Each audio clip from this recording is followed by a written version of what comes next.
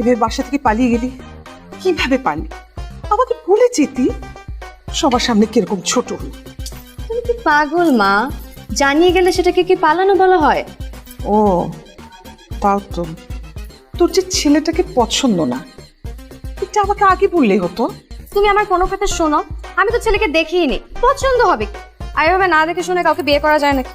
তাই তোকে কালকে ছবি দিয়ে গেলাম না, তুই বললি টেবিলে রেখে যাও, পরে দেখিসনি।